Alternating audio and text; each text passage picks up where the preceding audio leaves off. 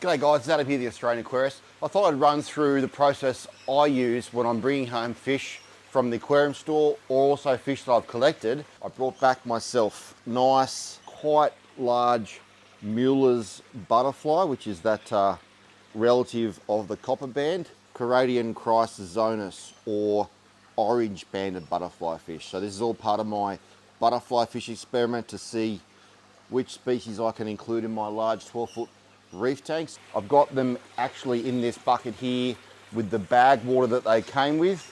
I've got an air stone bubbling away inside of there, and I've got an airline siphon.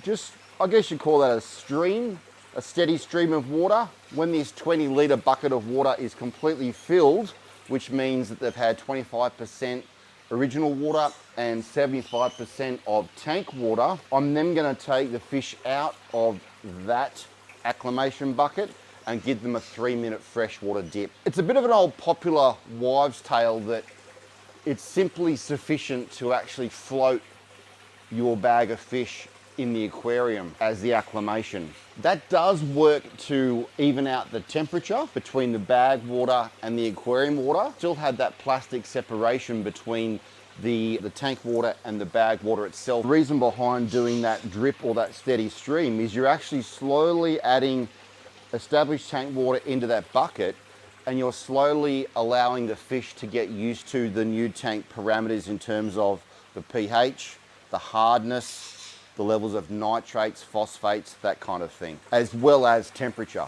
Whereas if you just float the bag in the aquarium, well, yes, you're temperature acclimating, but you're not acclimating the fish to your chemical parameters of your existing tank. If you go too slowly, especially live in a cold climate, you're gonna run into a problem where, yes, you're acclimating your new fish to the chemistry of the water, but the bucket water is actually cooling down too quickly compared to the rate that the water's going in, and you're not gonna temperature acclimate. So there's the Caradian butterfly fish into the fresh water, and the Mueller's butterfly fish into the fresh water. So they're already going a little bit stunned, which is really quite unnerving. I'm gonna pop the air stone down into the fresh water there as well.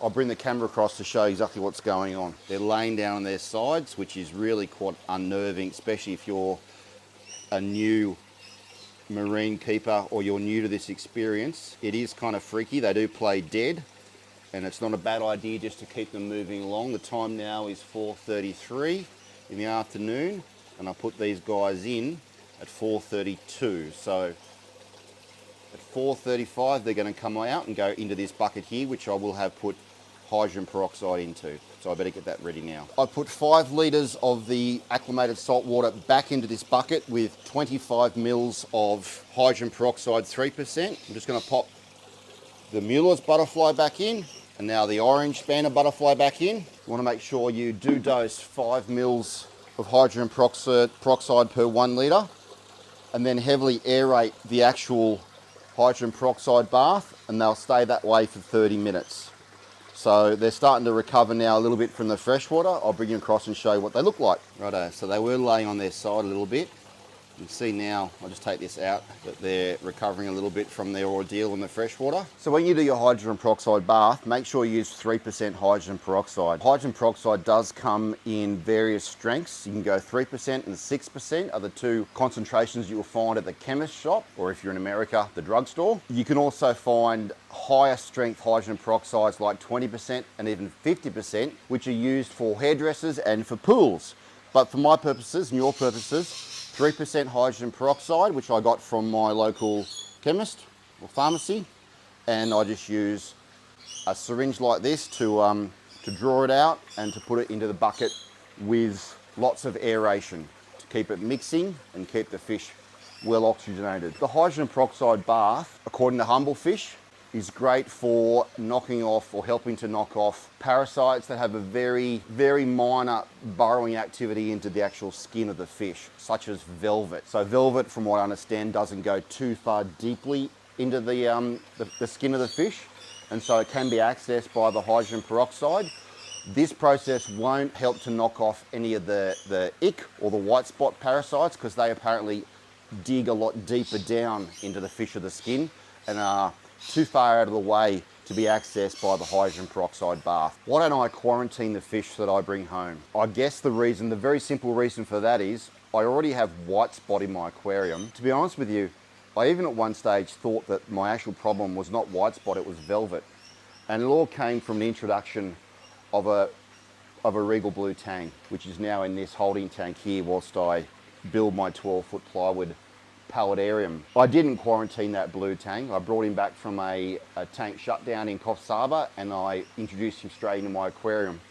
And with that came parasites. Since that day, what I've focused on is a parasite management program with my aquariums. The fish that I find the most tolerant of parasites would be certainly damsel fishes, some wrasse, not all wrasse, but certainly some wrasse. They do tend to have much more of a mucus layer over them. A good example would be like a lunar wrasse, for example. It's very slippery, creates quite that mucus layer, which I believe might help to smother or ward off the attachment of the free-swimming parasite stages. And certainly other fish such as my moray eels are also very resilient to parasites. The major concern with trying to manage parasites in your aquariums is that if any stresses occur, such as power failure and the tank temperature swings dramatically, you might get a heat wave and it bumps up, or you get a certain problem with water quality, is that stress, another good stress will be when you introduce a new fish to the tank and there's some fighting going on. But that kind of stress can actually cause fishes for their immune system to not be quite so resilient, and then you might have an outbreak of parasites. And occasionally, sometimes if you do have that outbreak suddenly happen from a stress, you get this wave effect that goes through the tank, and all of a sudden you might have multiple fishes that can have an outbreak of parasites. So keeping stress levels to an absolute minimum is pretty important, as well as something that I rely upon a lot, which is nutrition, and feeding a lot of food and feeding a diverse variety of foods. One of the things I like to try and do is concentrate heavily on whole foods, which was the reason why I actually tried to track down a pellet source that had good whole marine ingredients in it rather than carbohydrates. Shout out Frenzy Fish Feeds. But also I rely heavily on lots of whole foods such as squid and octopus. I go out and I collect my own whitebait and shrimp and feed those, particularly to my trevally back down here. But all the fish will eat whitebait, including surgeonfish, believe it or not. With that whole food comes not only the flesh and the bone, but also the organs and the contents of those organs. So if you think about a little tiny whitebait fish, and you feed that whitebait fish, you're also feeding all that muscle, all that calcium, all those organs, all those vitamins, and also the contents of those organs, which includes the gut contents. In that comes bacterias and microorganisms of themselves, which helps to boost the resilience and the strength of the fish that's eating it. It's a natural diet. Large water changes, about 50%, about every week to 2 weeks, and also ultraviolet sterilization, heavy ultraviolet sterilization with a good size unit, and I do like to use the Pentair. The other thing is I actually do collect a lot of my own fishes on a regular basis.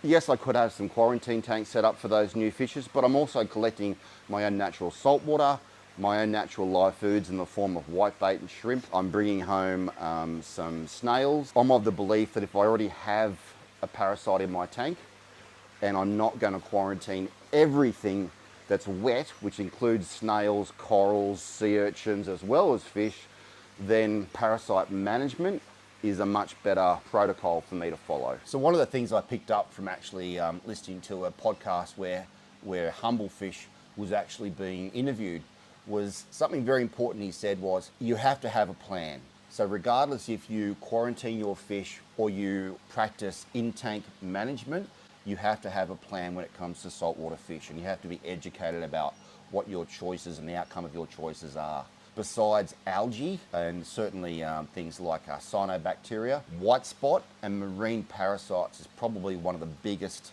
causes of aquarists leaving the fish keeping hobby. By having a plan when you introduce new fish to your tank, it means you're going to have the best possible outcome from those introductions, and hopefully your journey through the hobby will be a lot smoother.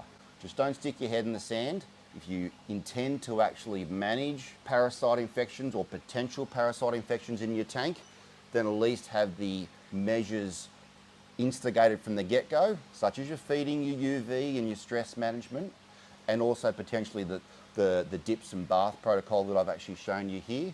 And then you'll ideally have the most successful journey in your fish keeping hobby. Thanks guys, thanks for watching, and I'll see you next time on the Australian Aquarist.